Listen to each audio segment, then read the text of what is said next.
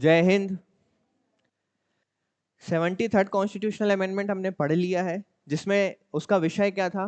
पंचायती राज व्यवस्था। अच्छा, उस अमेंडमेंट का वर्ष कौन सा है? 1992। Same as 74th constitutional amendment का भी वर्ष क्या है? 1992। दोनों ही बहुत इंपॉर्टेंट और मेजर कॉन्स्टिट्यूशनल अमेंडमेंट्स है, जिसने हमारी देश में शासन व्यवस्था को बदल कर रख दिया। तो पंचायती राज व्यवस्था तो हम देख चुके हैं, किस प्रकार से पंचायती राज व्यवस्था का इतिहास रहा, किस प्रकार से देश में उसे लागू किया गया और आज एक बहुत अच्छे सक्षम रूप से वो देश में कार्यरत है। अब बात करते हैं कुछ जिला प्रशासन के बारे में। 12वीं अनुसूची या फिर बोलना चाहिए 74वां संविधान संशोधन आपका किस विषय से संबंधित है? नगरीय स्वशासन। किससे संबंधित है?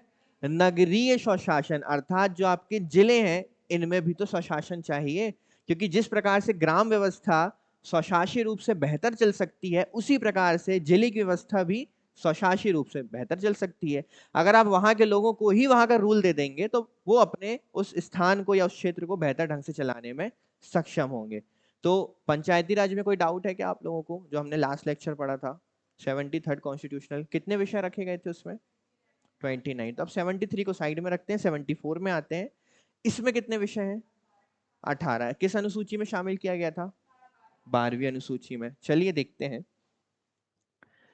भारत का पहला नगर निगम। अच्छा, अब इसमें नगर पंचायतें या फिर बोलना चाहिए नगर परिषद, नगर पालिका या नगर निगम आपको देखने को मिलेंगे। तो ये शब्द जो भी है मैं आपको अभी समझा दूंगा स्लाइड्स में कि एक्चुअल में नगर पालिका क्या होता है, नगर निगम क्या होता है। फिलहाल भारत का पहला नगर निगम कौन सा था? भारत में वह पहला स्थान कौन सा था जहां पर पंचायती राज व्यवस्था लागू की गई थी? नागौर, राजस्थान। 2 अक्टूबर 1959। याद है? 1959 2 अक्टूबर सबसे पहला पंचायती राज व्यवस्था कहां पर? नागौर, राजस्थान।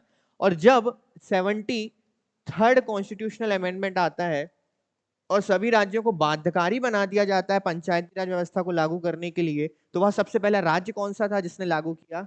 हमारा प्यारा मध्य प्रदेश। तो अब वापस आते हैं, भारत में पहला नगर निगम किस वर्ष? 1688, 1888 1688।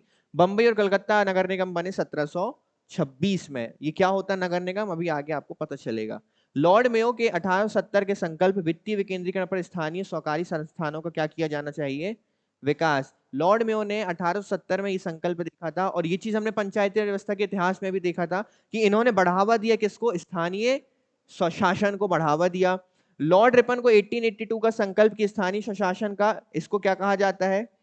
1882 में लॉर्ड रिपन ने जिस तरीके से स्थानीय स्वशासन या नगरीय स्वशासन के क्षेत्र में कार्य किया उसे बोला जाता है स्थानीय स्वशासन का मैग्ना कार्टा। रिपन भारत में, ये देखिए लास्ट ईयर का, इसी बार का पीएससी का क्वेश्चन आ गया प्रीलिम्स का कि स्थानीय स्वशासन का जनक किसे कहा जाता है? रिपन को कहा जाता है। किसे?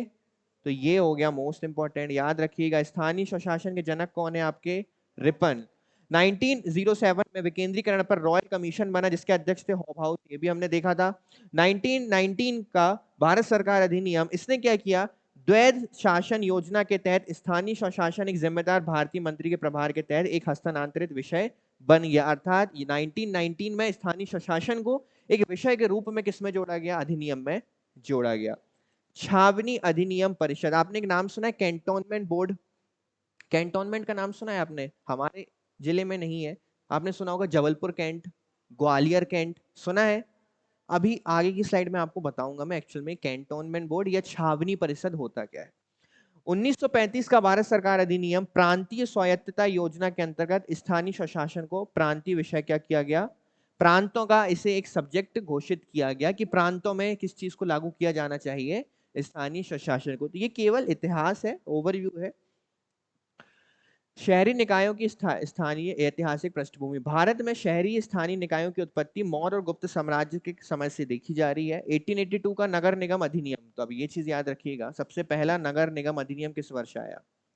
1882, ब्रिटिश राज के दौरान आया है। इस अधिनियम ने भारत में शहरी नगर पालिका सरकारों के विकास के लिए रूपरेखा स्थापित की। स्वतंत्रता के साथ भारतीय संविधान ने प्रभावी शहरी शासन की आवश्यकता को स्वीकार किया। इसने शहरी स्थानीय निकायों के गठन की अनुमति दी। अब आते हैं यहाँ पर 1992 के नगर पालिका अधिनियम या 74वां संविधान संशोधन ने शहरी स्थानीय निकायों, अच्छा देखो जब स्थानीय निकायों की बात हो तो इस पे पंचायत भी आती है, ठीक है। और जब शहरी स्थानीय निकाय लिखा हो अर्थात किसकी बात हो रही है, शहर में हो चलने वाले स्वशासी स्थानीय निकायों की बात हो रही है। इसमें भी कितने स्तर हैं, पंचायती राज व्यवस्था में भी कितने थे, देखेंगे कौन कौन से 3 स्तर हैं। संशोधन में शहरी नियोजन, भूमि उपयोग नियंत्रण, सार्वजनिक स्वास्थ्य, स्वच्छता, आवास, परिवहन, सार्वजनिक कार्य जैसे काम कौन करती है, उस स्थान की स्थानीय स्वशासन करती है। भारत सरकार ने भारत में शहरी स्थानीय निकायों के विकास को प्रोत्साहित करने के लिए कई कार्यक्रम भी विकसित किए हैं, जैसे स्मार्ट सिटी प्रोजेक्ट, अमृत प्रोजेक्ट, ये तो अभी अभी के प्रोजेक्ट हैं। 100 स्मार्ट सिटीज बनाई जा रही है भारत में, ये किस चीज के प्रोजेक्ट हैं, ये नगरीय स्थानीय प्रोजेक्ट्स को बढ़ावा देने और डेवलप करने के ही प्रोजेक्ट हैं, जिसके तहत आपने देखा होगा कि जबलपुर को क्या बनाया जा रहा है, स्मार्ट सिटी बनाया जा रहा है। ग्वालियर को भी किसमें रखा गया है, स्मार्ट सिटी में रखा गया है। भोपाल को स्मार्ट सिटी में रखा गया है, इंदौर को स्मार्ट सिटी में रखा गया है। स्वतंत्रता के बाद प्रारंभ में नगर निकायों को संवैधानिक बनाने, मजबूत करने और पुनर्जीवित करने के लिए अगस्त 18 अब क्या हुआ देखो, 1889 यहां पर आती है राजीव गांधी की सरकार। राजीव गांधी की सरकार लेकर आती है नगर पालिका विधेयक। अब होता क्या है, नगर पालिका विधेयक राजीव गांधी की सरकार जब पेश करती है लोकसभा में, तो लोकसभा में उस समय इन्हें पूर्ण बहुमत प्राप्त था, तो लोकसभा में ये बिल क्या हो जाता है, पास। कौन सा बिल, नगर पालिका बिल। क्यों बोला मैंने, क्योंकि जब तक वो बनेगा नहीं तब तक वो एक्ट नहीं कहलाएगा, अर्थात अभी वो केवल क्या है, बिल है। तो लोकसभा में ये पेश किया जाता है जहां पर ये क्या हो जाता है, बहुमत से। परंतु राज्यसभा में बहुमत ना होने की वजह से ये क्या हो जाता है यहां पर, इसके पीछे कारण ये था कि यहां पर जो लोग अभी बैठे हुए हैं ना, इन्हें समझ नहीं है कि एक्चुअल में बिल लाया किस बात का जा रहा है। इन्हें क्या लगा कि कहीं ना कहीं नगर पालिका विधेयक लाकर ये केंद्र सरकार की साजिश है कि वो जिलों पर भी अपना नियंत्रण स्थापित करना चाहती है, जबकि ऐसा नहीं था। तो उस समय के तत्कालीन जो सदस्य थे वो इस बात को समझ नहीं पाए, जिस वजह से 1989 में यह बिल फेल हो गया और पारित नहीं हो सका। लोकसभा में पेश किया गया 65वां संवैधानिक संशोधन विधेयक नगर पालिका राज्यसभा द्वारा पारित नहीं किया जा सका। फिर कोशिश की जाती है 65 इसी अमेंडमेंट को वापस लाकर 74वां संविधान संशोधन अधिनियम 1992, और ये क्या कर दिया जाता है, लागू। अब वही चीज आती है कि 1993 कई जगह देखने को मिलता है, क्योंकि 1993 को इसको लागू किया गया था, परंतु अमेंडमेंट वर्ष कौन सा है आपका, 1992। किसकी सरकार में, पीवी नरसिम्हा राव, तत्कालीन आपके उस समय प्रधानमंत्री कौन रहे हैं। अब बात करते हैं 3 स्तरों की, ठीक है, अब 3 स्तरों की बात करते हैं। अच्छा, उससे पहले शहरी स्थानीय सरकार का विषय निम्नलिखित 3 मंत्रालयों के द्वारा निपटाया जाता है। अब आप समझना, जो राज्य में होते हैं आपके, उसे आवास और शहरी मामलों का मंत्रालय देखता है। कौन देखता है, आवास और शहरी। जो राज्यों में आपके, जो राज्यों के भीतर आपके निकाय हैं, स्थानीय स्वशासन निकाय शहरों के, उसको कौन देखता है, आवास और शहरी। अब राज्यों के भीतर ही कैंटोनमेंट बोर्ड होते हैं, कुछ जिलों में क्या होते हैं आपके, छावनी परिषद, और छावनी परिषद को कौन देखता है, रक्षा मंत्रालय देखता है। कौन देखता है, रक्षा मंत्रालय। वैसे ही अगर यूटीज में आपके नगर निगम, नगर पालिका है, तो उसे कौन देखता है, क्योंकि हमें पता है यूटीज किसके अंतर्गत आती हैं, तो यूटीज को तो राज्य सरकार देखेगी नहीं। हाँ, छावनी परिषद राज्यों के भीतर आते हैं। अब इस चीज को समझना, छावनी परिषद कहते किसे हैं, छावनी परिषद उसे कहा जाता है जहां पर भारतीय सेना की किसी भी टुकड़ी की कोई ना कोई रेजिमेंट या उसके कोई ना कोई, आप बोल सकते सिग्नल, जैसे आपने जबलपुर में देखा होगा सिग्नल 1 है, अर्थात उनकी कोई टुकड़ी वहां निवास करती है, या उस परिसर में भारतीय सेना का एक अलग से क्षेत्र स्थित है जो वहां पर कार्यरत है किसी भी वजह से, ठीक है, उसे छावनी परिषद कहा जाता है। ठीक है, छावनी परिषद में सैन्य से संबंधित सारी गतिविधियां होती हैं, प्लस वहां पे जो आम जनता है वो भी निवास करती है। तो जबलपुर में व्हीकल फैक्ट्री भी है, ऑर्डिनेंस फैक्ट्री भी है खमरिया में। तो वहां पे सेना से संबंधित इतनी सारी गतिविधियां होती हैं, वहां सेना का खुद का एक हेडक्वार्टर भी है, बेस भी है, इसलिए उस क्षेत्र को बोला जाता है कैंटोनमेंट बोर्ड, छावनी परिसर। अब जहां सेना का इतना बड़ा क्षेत्र कार्यरत होगा वो किसके अंतर्गत आना चाहिए, इसलिए डिफेंस मिनिस्ट्री के भीतर आता है, राज्य सरकार के भीतर नहीं आता है। और गृह मंत्रालय, यूटीज के अंतर्गत आने वाले जो हमारे 3 स्तर हैं वो किसके अंतर्गत आएंगे, गृह मंत्रालय के अंतर्गत आएंगे। तो सिंपल है कि राज्यों में जो जिलों के भीतर स्थानीय स्वशासन चल रहा है, शहरी स्थानीय स्वशासन, वो आता है राज्य सरकार के भीतर। जहां पर छावनी परिषदें हैं, जहां पर कैंटोनमेंट बोर्ड्स हैं, वहां पर किसके अंतर्गत आएगा, रक्षा मंत्रालय के। और यही सिस्टम जब यूटीज में चलता है तो वो किसके अंतर्गत आता है, बिल्कुल सही। स्वतंत्रता के बाद भारत में नगर पालिकाओं का विकास। इस अधिनियम ने 10 लाख से अधिक आबादी वाले सभी प्रमुख शहरों को किसमें बदला? नगर निगम के गठन को अनिवार्य कर दिया। इसने महानगरीय योजना समितियां भी स्थापित की। इसने नगर पालिका सरकारों को शहरी बुनियादी ढांचे के डिजाइन और निर्माण का अधिकार दिया। 21वीं सदी में स्मार्ट शहरों और सतत शहरी विकास की ओर जोर दिया गया।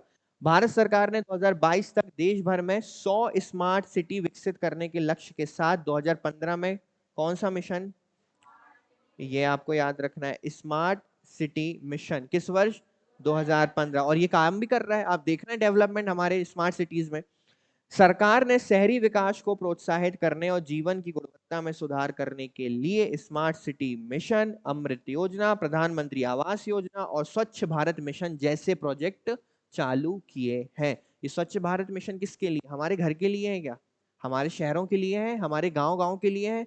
क्यों? ताकि शहरों और आवास को क्या बनाया जा सके? स्वच्छ और बेहतर बनाया जा सके। अब उल्लेख देख लेते हैं। आपके पंचायती राज व्यवस्था का उल्लेख किसमें था? किस भाग में? भाग 9 को जोड़ा गया था अलग से। ये है भाग 9 का 9A, ठीक है, 9A। इसको भी जोड़ा गया है किस अमेंडमेंट के द्वारा? ये तो आपको पता है, तो ये बताने की जरूरत नहीं है। आर्टिकल नंबर वो कहां एंड हुआ था? 243 से लेकर 243 ओ में जाकर एंड हुआ था। ओ के बाद क्या आता है? पी आता है, तो ये वहीं से शुरू होगा। आर्टिकल नंबर 243 पी से लेकर जेड तक नहीं, कहां तक? अच्छा, ये जेड जी क्यों आया? क्योंकि जब जेड के बाद आर्टिकल खत्म हो गए तो Z A, Z B, C, D, E, F और कहां तक? जी। इसलिए जेड जी तक, कहां तक है?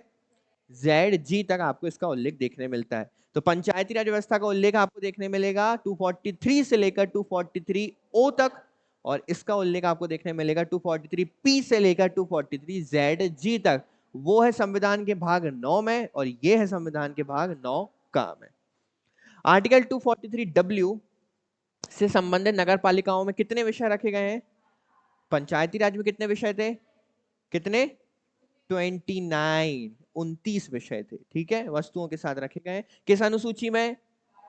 12वीं अनुसूची। नगर पालिकाओं को कौन सा दर्जा दिया गया है? संवैधानिक दर्जा। पहले था क्या? 92 से पहले नहीं था। अधिनियम के प्रावधानों के अनुसार नगर पालिकाओं की नई प्रणाली को अपनाने के लिए राज्य सरकारों को संवैधानिक दायित्व दिया गया है। क्लियर है ये चीज? कोई डाउट यहां पर? चलिए, किसमें था? 40 में पंचायती राज व्यवस्था है, शहरी निकायों की व्यवस्था नहीं है, ठीक है।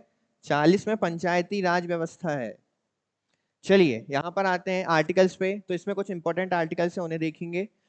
सबसे पहले नगर पालिका, अच्छा देखो ये वही चीज है, सबसे पहले आई परिभाषा, फिर आया गठन और फिर संरचना। उसमें भी यही सेम प्रक्रिया थी। सबसे पहले क्या था आपका? फिर हाँ, उसमें ग्राम सभा थी, बिल्कुल सही। उसमें फिर थी ग्राम सभा, ग्राम सभा के बाद गठन और फिर संरचना। अब यहाँ तो ग्राम सभा नहीं है, तो परिभाषा, गठन और संरचना। अच्छा, इसमें इंपॉर्टेंट क्या है? इसमें है इंपॉर्टेंट चुनाव। ये जेड ए दिख रहा है आपको, उसमें क्या था? के। पंचायत के चुनाव किसमें थे? अक्सर एक सवाल पूछा जाता है कि राज्य निर्वाचन आयोग किस आर्टिकल के तहत पंचायतों के और नगरीय स्वशासन निकायों के चुनाव करवाता है? तो हमें पता होना चाहिए कि पंचायत के चुनाव कराने का अधिकार उसको देता है आर्टिकल नंबर 243 के। कौन देता है? 243 के पंचायत के चुनाव, और 243 जेड ए देता है शहरी नगरीय निकायों के चुनाव कराने का अधिकार। किसको? किसे? राज्य निर्वाचन आयोग को। तो ये आर्टिकल आपको देखना है एक बार, और इन चारों को तो आपको अभी तुरंत याद कर लेना है। क्लियर है? चलिए, नगर पालिकाओं की मुख्य विशेषताएं अब देखते हैं, ठीक है। कितने प्रकार के, कितने स्तर? 3 स्तर। देखो, सबसे पहला, एक संक्रमणकालीन क्षेत्र के लिए नगर पंचायत। सबसे पहला स्तर कौन सा हो गया? नगर पंचायत। ये है इसका सबसे छोटा स्तर, ठीक है। फिर एक छोटे शहरी क्षेत्र के लिए कौन सा स्तर?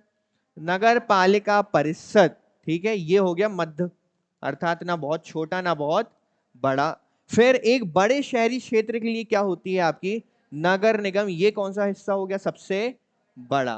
देखो, ये संक्रमणकालीन, ये मत समझ लेना कोई वायरस वायरस फैला है। हिंदी में ट्रांजिशन को बोला जाता है संक्रमणकालीन, अर्थात ऐसे क्षेत्र जो अब ग्रामों से परिवर्तित होकर किस में परिवर्तित हो रहे हैं? शहरी क्षेत्रों में।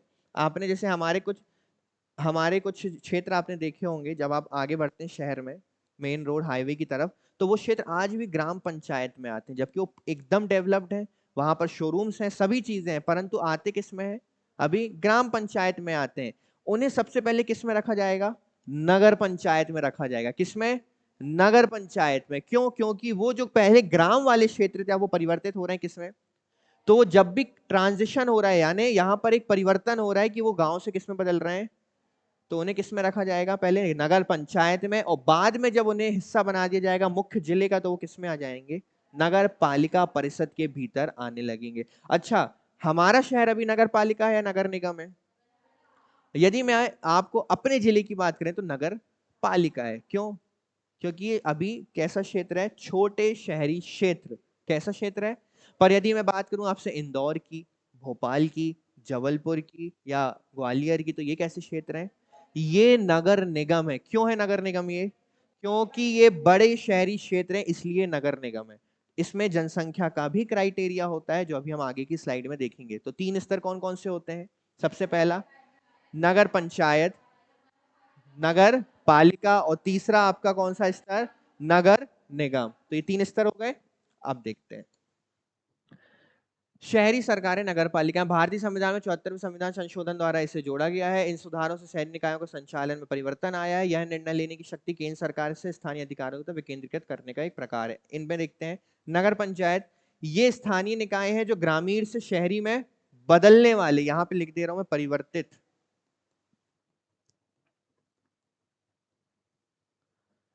ये स्थानीय निकाय जो ग्रामीण से किसमें परिवर्तित हो रहे हैं? शहरों में परिवर्तित क्षेत्र को नियंत्रित करते हैं। वे आमतौर पर जल आपूर्ति, इनके काम छोटे हैं, जल आपूर्ति, स्वच्छता, स्ट्रीट लाइटिंग जैसी बुनियादी नागरिक सुविधाएं क्या करते हैं? ये प्रदान करते हैं। क्षेत्र छोटा है तो काम भी छोटे हैं।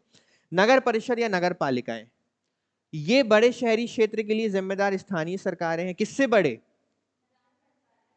इससे, नगर पंचायत से बड़े क्षेत्र।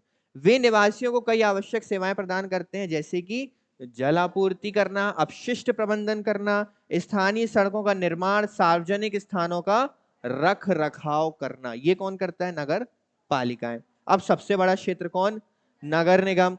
ये भारत की सबसे बड़ी और सबसे जटिल शहरी सरकारें हैं। वे बड़े शहरों के प्रबंधन के लिए जिम्मेदार हैं। यहां पर जो प्रमुख अध्यक्ष होता है नगर निगम का, उसे क्या कहा जाता है? महापौर। आमतौर पर नगर निगमों का प्रमुख होता है। वे स्वास्थ्य, देखभाल, शिक्षा, सार्वजनिक परिवहन सेवाएं जैसे प्रदान करने के लिए जिम्मेदार है। ये 3 सरकारें होती हैं, 3 स्तर की, जिसको संवैधानिक दर्जा दिया गया। किस अमेंडमेंट के तहत? 74th amendment. अच्छा, शहरी सरकारों का महत्व। वे आवश्यक सेवाएं प्रदान करने के लिए जिम्मेदार हैं। जल आपूर्ति, जब मान के चलते हैं पानी की समस्या होगी, तो टैंकर्स कौन भेजता है आपके घरों तक? आपकी कॉलोनीज तक कौन भेजता है? नगर पालिका, नगर निगम भेजता है। क्या जरूरी है कोई और इसके लिए दायित्व रखता है जो और कोई भेजेगा? ये किसकी निगरानी या किसका कार्य है कि वो इस चीज को बेहतर ढंग से करे कि सबके घर में जल आपूर्ति होनी चाहिए? कौन करता है ये? नगर पालिका या नगर, क्योंकि उसे ये कार्य दिया गया है। हमारे रोज सुबह जो गाना बजते आते हैं, गाड़ी वाला आया घर से कचरा निकाल, आप लोग तो नहीं निकल जाते कई बार बाहर कचरा लेके? निकलते हो ना? क्यों निकलते हो? ये गाड़ी कौन भेजता है आपके घर में? फूफा जी, मामा जी? कौन भेजते हैं? नगर पालिका या नगर निगम भेजती है ये गाड़ी आपकी। ठीक है। स्वच्छता का ध्यान रखना, सार्वजनिक परिवहन का ध्यान रखना, सार्वजनिक सुरक्षा का ध्यान रखना, सुनिश्चित करना, यह कानून व्यवस्था देखना। अब कानून व्यवस्था मतलब वैसा नहीं कि पुलिस बन के नगर पालिका के लोग निकल गए, वैसी कानून व्यवस्था नहीं है ना। आपातकालीन सेवाओं को बनाए रखने और आपदा प्रबंधन को बढ़ावा देने के लिए कार्य करना, ये शहरी सरकारें करती हैं। कौन करता है? शहरी सरकारों के ये काम है। अब इसमें ऐसा नहीं है कि नगर पालिका कुछ अलग करती है, नगर निगम कुछ अलग करती है। सबके क्षेत्र बटे हुए हैं ना। जिसके पास बड़ा शहर है वो बड़े शहर में ये काम कर रहा है, जिसके पास छोटा क्षेत्र है वो छोटे क्षेत्र में ये काम कर रहा है। शहरी सरकार का महत्व क्या है? तो महत्व में हम ज्यादा समय नहीं देंगे। महत्व हम अभी देख चुके हैं कि ये सारे काम करना क्या है, यही उनका महत्व है और यही उनका कार्य है। कुछ चीजें मैंने रीड करने के लिए स्लाइड में जोड़ी हैं, केवल रीड करना, नोट्स में उतारने की जरूरत आपको नहीं है। नगर पालिकाओं का गठन। भारतीय संविधान सरकार की त्रिस्तरीय संरचना है। बताओ जरा 3 स्तर के नाम जल्दी से। पहला नगर पंचायत, तीसरा, अच्छा नगर पालिका को नगर परिषद भी कहा जाता है। तो ये नया शब्द मत सोच लेना कि नगर परिषद क्या आ गया, नगर पालिका को भी नगर परिषद कहा जाता है।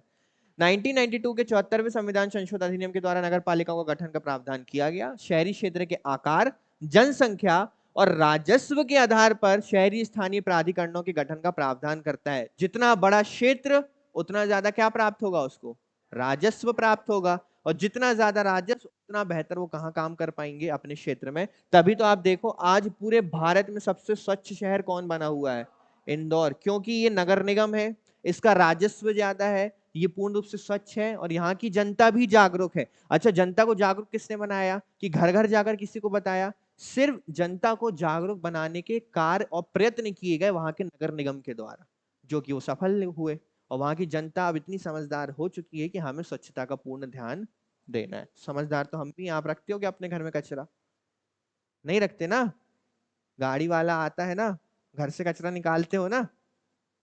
शहरी क्षेत्र के आकार, जनसंख्या, शहरी स्थानीय प्राधिकरणों के उदाहरण नगर निगम, नगर परिषद, टाउन एरियाशिप, अभी ये मैं आपको बताऊंगा टाउन एरिया क्या होता है, और नगर पंचायत है। राज्य विधानसभाओं के पास अपने संबंधित राज्यों में नगर पालिकाओं के गठन और शासन को नियंत्रित करने वाले कानून बनाने का अधिकार है। अर्थात नगर पालिका निगम से संबंधित कानून बनाने का अधिकार किसके पास है, राज्य सरकारों के पास है। नगर पालिकाओं को अपने निवासियों को सेवाएं प्रदान करने के लिए कर शुल्क लगाने का अधिकार भी प्राप्त है, क्योंकि यहीं से वो क्या प्राप्त करते हैं, राजस्व प्राप्त करते हैं। और याद रखना कि जहां भी कर लगेगा, शुल्क लगेगा, वहां ऑटोमेटिक ऑडिटिंग वाली टीम आके बैठ जाएगी। पैसे का देखरेख करना हर जगह आवश्यक है, तो ऑडिटिंग भी वहां पर क्या आवश्यक होगी। नगर निकायों को अपने क्षेत्र पर शासन करने के लिए नियम और अध्यादेश बनाने का भी क्या है, अधिकार है। तभी तो आप नगर निगमों के कानून देखते हैं कि मान लीजिए अगर इंदौर का नगर निगम है तो वो एक कानून बनाएगा कि अब जो भी कचरा डालेगा उसके ऊपर इतना फाइन लगाया जाएगा। ऐसा नहीं है कि किसी दूसरे शहर में 500 रुपए फाइन है तो उस शहर में भी 500 रुपए फाइन हो सकता है वहां की नगर निगम ने फाइन को बढ़ाकर 5000 कर दिया हो। तो इतने वो स्वशासी है कि अपने क्षेत्र पर कोई कानून व्यवस्था को बना सकते हैं। नगर पालिकाओं की संरचना कैसी होती है, संबंधित स्थानीय प्राधिकरण के आधार पर नगर पालिकाओं की संरचना भिन्न हो सकती है। ठीक है, हर नगर पालिका, वही चीज हमने देखी, हर नगर पालिका या हर राज्य की नगर पालिका की संरचना कैसी हो सकती है, भिन्न हो सकती है। अधिकांश कस्बों में नगर पालिका के दैनिक कार्यों पर नियंत्रण निर्णय के लिए एक स्वशासी निकाय या परिषद होगी। यह शासी निकाय वार्षिक बजट को मंजूरी देने, स्थानीय अध्यादेश स्थापित करने, लाइसेंस देने, नगर पालिका कर्मचारियों को काम पर रखने के लिए क्या हो सकते हैं, क्या नगर पालिका के लिए जो भी व्यक्ति काम करते हैं या कर्मचारी अलग से हमारे द्वारा चुने गए नहीं, मैं आपसे पार्षद वार्ड मेंबर्स की बात नहीं कर रहा हूं, हम बात कर रहे हैं जो साफ सफाई देखते हैं, निगरानी रखते हैं, दूसरी चीजों पर ध्यान देते हैं, है ना, सभी चीजों की क्या बनाए रखते हैं, व्यवस्था बनाए रखते हैं। तो इन कर्मचारियों की जो नियुक्ति की जाती है वो डायरेक्ट कौन करता है, नगर पालिका है, नगर निगम करता है, कि राज्य सरकार करती है? राज्य सरकार करती है क्या? नहीं करती ना। आपने देखा होगा सुबह सफाई कर्मी जो काम करते हैं इन सभी की नियुक्ति कौन करती है, नगर पालिका या नगर निगम करती है। अधिकांश नगर पालिकाओं में एक महापौर या कोई अन्य निर्वाचित व्यक्ति होगा जो नगर पालिका के मुख्य कार्यकारी के रूप में क्या करेगा। हर नगर पालिका या नगर निगम में एक प्रमुख व्यक्ति होता है, नगर निगम में जिसे हम महापौर कहते हैं या जिसे हम नगर पालिका में अध्यक्ष कहते हैं, नगर पालिका अध्यक्ष। पुलिस, अग्निशमन, फायर ब्रिगेड, स्वच्छता, सार्वजनिक कार्य, पार्क और मनोरंजन जैसे विभाग और अन्य नगर पालिकाओं के घटक है, नियंत्रण नहीं है उनका। समझना, अब ये मत सोचना कि नगर पालिका के अंडर में पुलिस काम करती है। ठीक है, ये विभाग नगर पालिकाएं सेवाएं और मनोरंजक गतिविधियां प्रदान करने के प्रभारी हैं। कुछ कस्बों में नगर पालिका के कुछ क्षेत्र के प्रभारी विशेष जिले या बोर्ड हो सकते हैं। वार्ड समितियों का गठन, अब इस चीज को समझना। देखो, मान के चलते हैं कि कोई जिला है, ठीक है, अब जैसे हम अपने जिले को लेकर चलते हैं, अब हम सोचते हैं, मान के चलते हैं कि हमारे जिले में लगभग 26 क्या है, वार्ड है। कितने हैं, 26 वार्ड है। अब 26 वार्ड है, ये कॉलोनीज बटी हुई है आपकी, वार्ड नंबर 1, 2, 3, 4, 5, 6, 7, 8, 9, 10, 11, 12। अब नंबर्स पे मत जाना, वो कहीं भी आपके वार्ड नंबर हो सकते हैं, एक के बाजू में 3 भी हो सकता है, एक के बाजू में 4 भी हो सकता है। ठीक है, ये सारे आपके वार्ड्स हैं। अब होता क्या है, इस हर वार्ड में से आपके एक पार्षद चुनकर आते हैं जिसे आप काउंसलर भी कहते हैं। क्या बोलते हैं, काउंसलर भी कहते हैं। तो ये वार्ड या वार्ड समितियां क्यों बनाई जाती हैं, देखो मान के चलो कि वार्ड नंबर 1 7 और 11 ये ऐसे वार्ड हैं जहां वर्षा जब भी आती है तो यहां पर जो नालियां हैं वो क्या होती हैं, डूब जाती हैं, अर्थात ओवरफ्लो। ओवरफ्लो मतलब समझते हो, वो जब कूद कूद कर पानी में जाते हो ना, बड़ा मजा आता है आपको, छपाक छपाक। वो पानी कैसा रहता है पता है?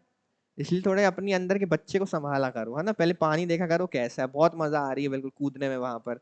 तो ये जो मान के चलते हैं वार्ड नंबर 1, 7 और 11 किससे परेशान है? हर वर्ष जब बारिश आती है तो नालियों के ओवरफ्लो से ये परेशान है।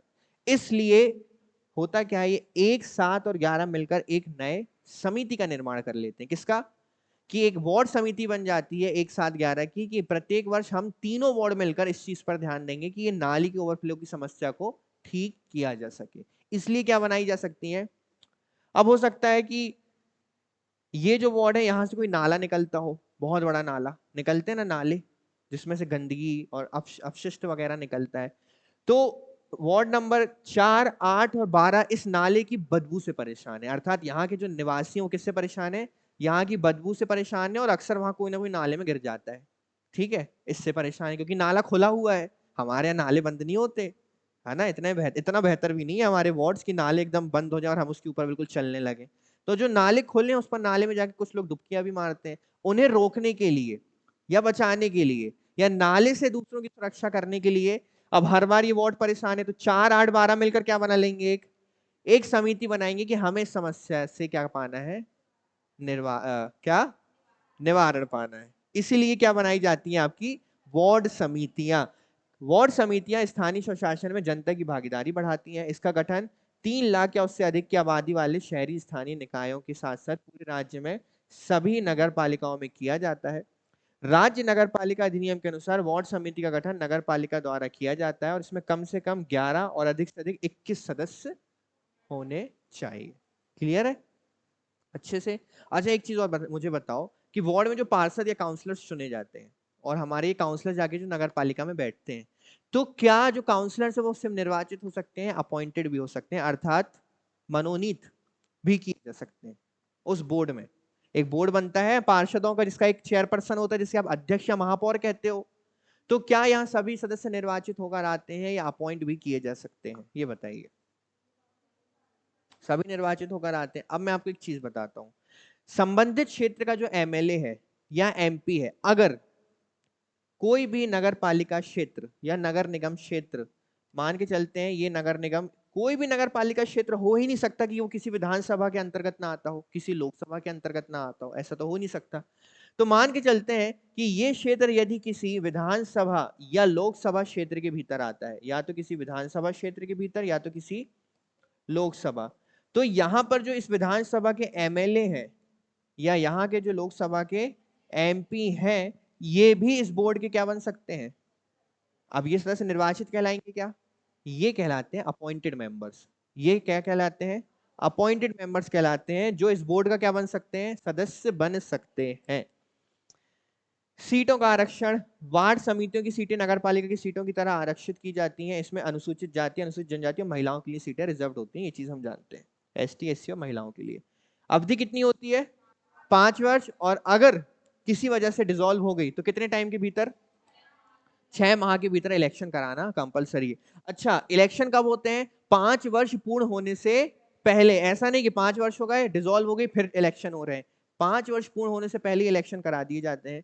शक्ति और कार्य मैंने आपको बता दिया है, सड़क की देख रेख करना, स्वच्छता बनाए रखना, जल आपूर्ति करना, स्वास्थ्य देखना, अपशिष्ट प्रबंधन करना, ये सभी उनकी शक्तियां हैं।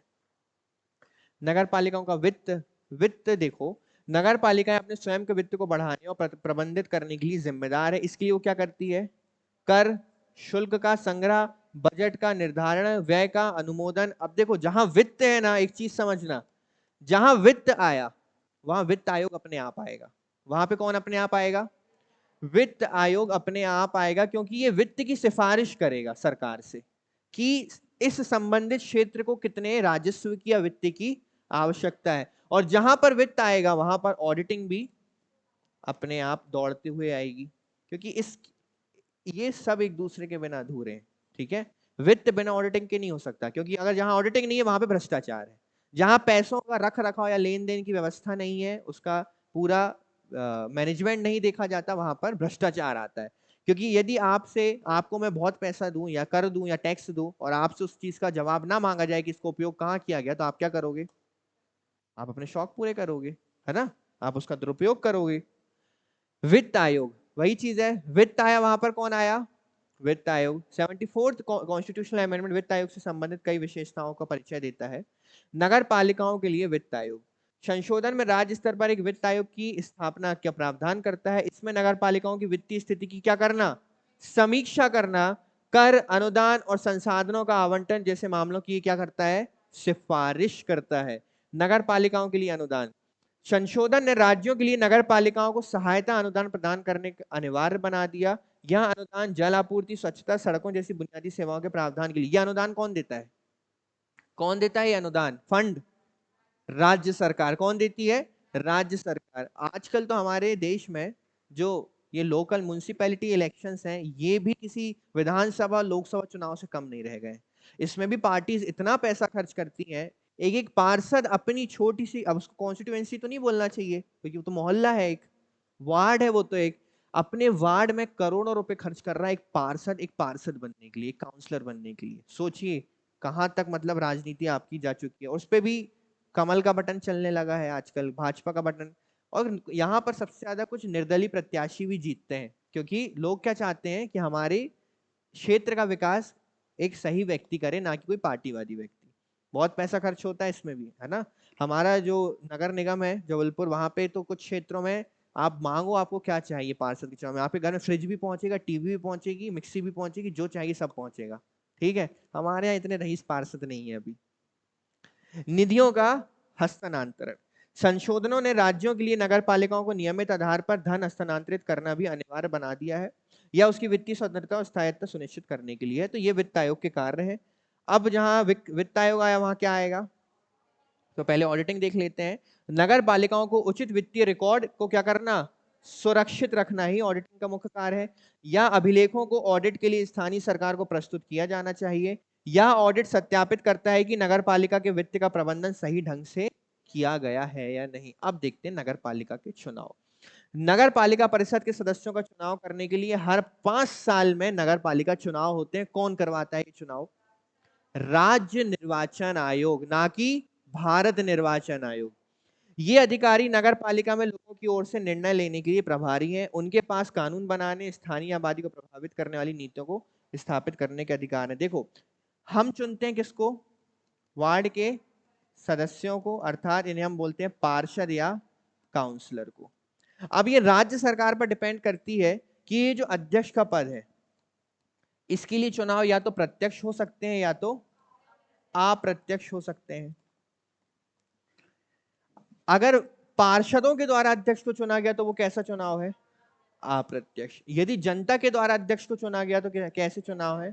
तो ये कैसा है? प्रत्यक्ष है। अब एक चीज समझना, ये तो हो गया नगर पालिका, नगर निगम। एक अभी आपने देखा था छावनी परिषद, देखा था? देखो, छावनी जो परिषद है आपकी, इसमें जो सेना का मुख्यालय होगा, इस चीज को ध्यान से समझना। छावनी परिषद में भी कौन से चुनाव होते हैं? वार्ड सदस्यों के। वार्ड्स तो वहां पे भी हैं, ऐसा तो नहीं है कि वहां वार्ड नहीं है। वार्ड के चुनाव होंगे, वहां पे भी पार्षद के जैसे इलेक्शन होते हैं वैसे ही, जैसे हमारे यहाँ नॉर्मल एरियाज में होते हैं, वहां पर भी वैसे ही क्या होंगे। परंतु छावनी परिषद का जो अध्यक्ष होगा, अभी आपने देखा, इसको मैं आपको अच्छे से बताता हूं।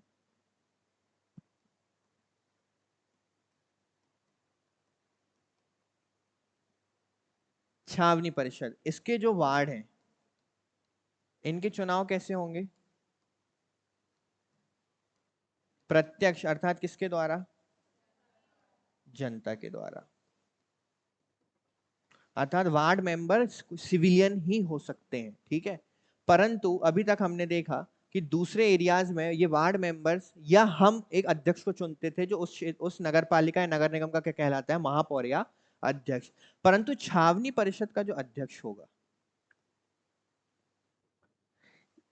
उस क्षेत्र में जो सेना का मुख्यालय है, उस सेना के मुख्यालय का जो कमांडर इन चीफ है, वो अपने आप क्या कहलाएगा उस क्षेत्र का? उस क्षेत्र की छावनी परिषद का अध्यक्ष कहलाएगा। अब एक चीज समझना, इनका कार्यकाल कितना होगा और इनका कार्यकाल कितना होगा? इनका कार्यकाल होता है 5 वर्ष, क्योंकि हम जानते हैं नगर पालिका नगर निगम का कार्यकाल कितना होता है। पर कमांडर इन चीफ जो वहां अपॉइंटेड है as a commander in chief, जरूरी नहीं कि वो 5 वर्ष छावनी परिषद में उस मुख्यालय पर अपॉइंटेड रहे। हो सकता है कि ये 2 वर्ष के बाद वहां से उनका क्या हो जाए, ट्रांसफर हो जाए। तो 2 वर्ष के पश्चात जो नया कमांडर आएगा वो अपने आप क्या बन जाएगा, क्या बन जाएगा अपने आप। तो यहां पर क्या इनका कोई यूज नहीं है, इनका यूज है। ये सभी वार्ड मेंबर्स मिलकर एक उपाध्यक्ष को चुनते हैं, जो आपका वार्ड मेंबर्स में से ही कोई एक सदस्य हो सकता है। तो अध्यक्ष होगा जो छावनी परिषद में कमांडर होगा, वो क्या होगा आपका अध्यक्ष होगा। परंतु उपाध्यक्ष जो वार्ड मेंबर्स चुने गए हैं साधारण व्यक्ति यानी जो सेना से संबंधित नहीं है, उनमें से ही एक कोई क्या बनता है। तो अब जब भी कैंटोनमेंट बोर्ड दिमाग में है तो समझ जाना कि कैंटोनमेंट आर्मी वाला एरिया है, यहाँ पे मुख्यालय है आर्मी का, यहाँ से आर्मी आर्मी से संबंधित यहाँ गतिविधियां होती हैं, और यहाँ का अध्यक्ष कौन होता है, कमांडर। जो भी उस समय का कमांडर है उस एरिया का, वो वहां का अध्यक्ष होता है। क्लियर है। जिला योजना हेतु समिति, जिला योजना समितियां जिला विकास के लिए योजनाएं बनाती हैं। नगर पालिका परिषद, स्थानीय सरकार, अन्य हितधारकों के प्रतिनिधि शामिल होते हैं इसमें। जिले की जरूरतों का आकलन करना, विकास के लिए योजनाएं तैयार करना, अर्थात जिला योजना समिति नाम से क्लियर है क्या करती है, जिले के विकास के लिए योजना बनाने का काम करती है। शहरी सरकार के 8 प्रकार। अब यहां समझना, शहरी सरकार 8 प्रकार की होती है। कितने प्रकार की? बहुत आसान है, मुश्किल नहीं है समझना। पहला, नगर निगम। नगर निगमों का नेतृत्व एक महापौर करता है। वे जल आपूर्ति, स्वच्छता जैसी आवश्यक सेवाएं प्रदान करने के लिए जिम्मेदार है। और नगर निगम वो क्षेत्र होते हैं जहां पर कितनी 10 लाख से अधिक आबादी होती है। वो कौन से क्षेत्र होते हैं? तो नगर निगम का क्राइटेरिया हमें पता चल गया। हम जब से सुनते आ रहे थे बड़े शहर बड़े शहर, तो कितने बड़े शहर? 10 लाख से ज्यादा आबादी वाले शहर। नगर पालिका इस प्रकार की शहरी निकाय छोटे शहरी निकायों में स्थापित की जाती है जिसकी आबादी कितनी 10 लाख से 1 लाख से अधिक लेकिन 10 लाख से कम। 1 लाख से अधिक लेकिन 10 लाख से कम हो, वो क्या बन सकते हैं? नगर पालिका। नगर पालिकाओं का नेतृत्व एक अध्यक्ष या अध्यक्ष के द्वारा किया जाता है। वे बुनियादी नागरिक सुविधाएं प्रदान करने के लिए जिम्मेदार है। हमारे जिले में नगर पालिका का प्रमुख अध्यक्ष कहलाता है, और जो बड़े शहर होते हैं जहां नगर निगम होती है उनके अध्यक्ष महापौर कहलाते हैं। ठीक है, सुना है ना महापौर का नाम? वही रिपीट हो गया क्या? छावनी बोर्ड। छावनी बोर्ड क्या होते हैं? छावनी बोर्ड उन क्षेत्रों में स्थापित की जाते हैं जहां पर क्या होता है, सैन्य स्टेशन स्थित है। वे नागरिक और सैन्य आबादी दोनों को नागरिक सुविधाएं प्रदान करने के लिए जिम्मेदार हैं। और किस प्रकार से कंट्रोल चलते हैं मैंने आपको ऑलरेडी बता दिया है। फिर आता है चौथा क्या, नगर पंचायत। अब देखो कंफ्यूज मत होना, स्तर 3 ही है। कितने स्तर हैं? नगर स्वशासन के 3 ही स्तर हैं, नगर पंचायत, नगर पालिका। ये स्थानीय सरकारों की बात हो रही है। ठीक है, अब ऐसा नहीं कि छावनी बोर्ड कोई अलग से स्तर है। ये नगर पालिका नगर निगम के भीतर ही आता है। किसके भीतर आता है? नगर निगम के भीतर ही आएगा ये। इस प्रकार की शहरी निकाय 1 लाख से कम आबादी वाले क्षेत्रों में स्थापित की जाती है। नगर पंचायतों का अध्यक्ष एक अध्यक्ष होता है। कितनी गजब की बात बोली है। वे पानी की आपूर्ति और स्ट्रीट लाइट जैसी बुनियादी नागरिक सुविधाएं प्रदान करने के लिए क्या है, जिम्मेदार है। अधिसूचित क्षेत्र परिषद, इस प्रकार के शहरी निकाय की स्थापना 10,000 से अधिक लेकिन 20,000 से कम आबादी वाले क्षेत्रों में की जाती है। अधिसूचित क्षेत्र परिषद का अध्यक्ष एक अध्यक्ष होता है और वे बुनियादी नागरिक सुविधाएं प्रदान करने के लिए जिम्मेदार होता है। अर्थात 10,000 से लेकर 20,000 की जो आबादी है वो क्षेत्र क्या कहलाते हैं आपके? अधिसूचित क्षेत्र परिषद। फिर आती है विशेष प्रयोजन एजेंसी। ये सब स्तर नहीं है, याद रखना। स्तर केवल कितने हैं? 3 है आपके। ये शहरी निकाय हैं जिनकी स्थापना विशिष्ट मुद्दों के समाधान के लिए की गई है। ये मुद्दे शहरी नियोजन, बुनियादी ढांचे का विकास, पर्यावरण संरक्षण। अर्थात ये जो सरकार होती है इनका काम केवल क्या है कि ये किसी मुद्दे को लेकर ही क्या करती हैं, काम करती हैं, नगर पालिका परिषद के भीतर ही रहकर, कोई अलग से नहीं। ठीक है। विशेष प्रयोजन एजेंसी के उदाहरण में महानगरीय योजना समिति और विकास प्राधिकरण भी शामिल हैं। देखो, जो हमारे बड़े नगर निगम होते हैं वहां पर महानगरीय योजना समितियां होती हैं जो पर्यावरण प्रबंधन, बुनियादी ढांचे का विकास, वहां के डेवलपमेंट के लिए क्या करती हैं, योजना बनाने का काम और बुनियादी संरचना को डेवलप करने का काम करती हैं। सुधार ट्रस्ट क्या होता है? सुधार ट्रस्ट उन क्षेत्रों में स्थापित किए जाते हैं जहां बुनियादी ढांचे के विकास या सुधार की क्या होती है, तो नाम से क्लियर है कि बुनियादी ढांचे का क्या करना, सुधार करना। इसकी देखरेख कौन करता है? सुधार ट्रस्ट करता है। बस्ती, टाउनशिप किसे कहते हैं? देखो, एक टाउनशिप में आवासीय, वाणिज्यिक और संस्थागत सुविधाओं की एक श्रृंखला शामिल होती है, जैसे पार्क, खुले स्थान और अन्य सुविधाएं। अब मान के चलते हैं एक कंपनी है, जैसे मैं आपको एग्जांपल दूं, जामनगर का नाम सुना है? किस राज्य में है? गुजरात। पता ही होगा जामनगर, अभी तो बहुत बड़ी शादी रिसेप्शन भी हुआ था वहां पर, सुना है ना? तो जामनगर में एक कंपनी वर्क करती है जिसका नाम है रिलायंस। ये भी सुना है आपने? तो रिलायंस ने क्या किया है, वहां पर एक टाउनशिप बना कर रखी है। क्या बनाई है? अब ये एक निजी कंपनी है कि सरकारी कंपनी है? ये एक निजी कंपनी है। रिलायंस ने एक टाउनशिप बनाकर रखी है जहां पर वो एक शिक्षा, उच्च व्यवस्था, सड़कें, पार्क, घर, आवासीय स्थान, आधारभूत संरचना सभी वहां पर उपलब्ध कराती है। इस टाउनशिप में कौन रहते हैं? वर्कर्स रहते हैं। किसके वर्कर्स? रिलायंस के वर्कर्स रहते हैं। तो इन्हीं टाउनशिप को चलाने के लिए यहीं पर रहने वाले लोगों के द्वारा एक बोर्ड या एक बॉडी का निर्माण किया जाता है जिसे टाउनशिप बोला जाता है। क्लियर है? अब आपको शायद ये लाइन समझ में आएगी कि निजी कंपनियां या सरकारी एजेंसियां आमतौर पर टाउनशिप का क्या करती हैं, निर्माण करती हैं। वे सीमित शहरीकरण वाले क्षेत्रों में आवास और अन्य बुनियादी ढांचा प्रदान करती हैं। वे अक्सर उच्च जीवन स्तर प्रदान करने के लिए डिजाइन किए जाते हैं और मध्यम और उच्च वर्गीय परिवारों के बीच क्या होते हैं, लोकप्रिय होते हैं। कुछ ऐसे क्षेत्र होते हैं जो हमारे मुख्य शहर से बहुत दूर हैं, परंतु वहां पे कोई सरकारी या निजी कंपनी कार्य कर रही है। अब लोग वहां रोज आ जा नहीं सकते क्योंकि वो बेहद ही दूर है, तो वहां पर एक क्या बना दी जाती है, टाउनशिप, जहां पर हर जरूरत की चीज वहां उन्हें क्या कराई जाती है, उपलब्ध कराई जाती है। फिर आता है पोर्ट ट्रस्ट। पोर्ट मतलब क्या होता है? बंदरगाह। पोर्ट ट्रस्ट एक भारतीय स्थानीय सरकारी निकाय है जो बंदरगाह या बंदरगाह के विकास का प्रभारी होता है। सरकार पोर्ट ट्रस्ट के सदस्यों की नियुक्ति स्वयं करती है।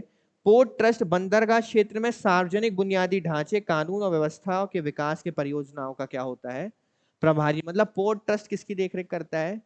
बंदरगाहों की, कि वहां पर और वहां पर रहने वाले सभी लोगों के लिए सार्वजनिक बुनियादी ढांचा, कानून और व्यवस्था बनी रहे। ये होता है आपका पोर्ट ट्रस्ट, और यही है आपका शहरी स्थानीय निकाय या स्वशासन। ठीक है? निष्कर्ष, 10 लाख से अधिक आबादी वाले शहरों में क्या बनती है? अच्छा, 1 लाख से 10 लाख के लिए, और 1 लाख से कम के लिए नगर पंचायत। 1 लाख से कम के लिए नगर पंचायत, 1 लाख से 10 लाख के लिए, और 10 लाख से ज्यादा के लिए नगर निगम। उनके पास महत्वपूर्ण शक्तियां और जिम्मेदारियां हैं। ये जिम्मेदारियां आवश्यक सेवाएं प्रदान करना, सार्वजनिक बुनियादी ढांचे को बनाए रखना, सार्वजनिक स्वास्थ्य और स्वच्छता सुनिश्चित करना, शिक्षा और संस्कृति को बढ़ावा देना, पर्यटन और मनोरंजन का समर्थन करना है। छोटे शहरी क्षेत्रों के लिए नगर पालिका और नगर पंचायतें स्थापित की जाती हैं। ये बुनियादी नागरिक सुविधाएं प्रदान करने और स्थानीय विकास को बढ़ावा देने की भूमिका निभाती हैं। तो कुल मिलाकर 3 स्तर होते हैं। ये तीनों स्तर के काम है कि शहरों में स्वशासन को बनाए रखना, और स्वशासन के द्वारा शहर की जो जो भी आपकी जरूरतें हैं, आधारभूत संरचना है, ये सुविधाएं हैं, उनको क्या करना, डेवलप करना। यही स्थानीय स्वशासन का कार्य होता है। जो काम पंचायती राज व्यवस्था ग्रामों में करती है, उसे बड़े लेवल पर बेहतर ढंग से शहरी स्थानीय स्वशासन शहरों में करते हैं। ठीक है? तो नगर पालिका, नगर पंचायत और नगर निगम में डिफरेंस आप लोगों को क्लियर है। टाउनशिप किसको बोला जाता है? जहां निजी या सरकारी एजेंसियां अलग से सभी आधारभूत संरचनाओं के साथ या जरूरतों के साथ अलग से टाउनशिप को बनाती हैं, जो आवासीय भी होता है, वहां पार्क्स भी होते हैं, मनोरंजन की सुविधाएं भी होती हैं, और सभी जो जरूरतें वहां पर आवास के लिए आवश्यक है वो उपलब्ध कराई जाती हैं। ठीक है? पोर्ट ट्रस्ट किसकी देखरेख करता है? बंदरगाहों के आसपास और बंदरगाहों के क्षेत्र की देखरेख करता है। तो ये था आपका 74वां संविधान संशोधन, जिसको संवैधानिक दर्जा दिया गया है, जो आपके भाग 9 का के अंतर्गत आता है। और इस किस आर्टिकल से? 243 पी से लेकर 243 जेड जी तक आपको इसका उल्लेख देखने मिलेगा। ये चुनाव आपको किस में देखने मिलेंगे? आर्टिकल नंबर 243 जेड ए में आपको इसके इलेक्शंस देखने को मिलेंगे। क्लियर है? तो ये था आपका शहरी नगरीय स्वशासन। कोई डाउट है? चलिए, जय हिंद।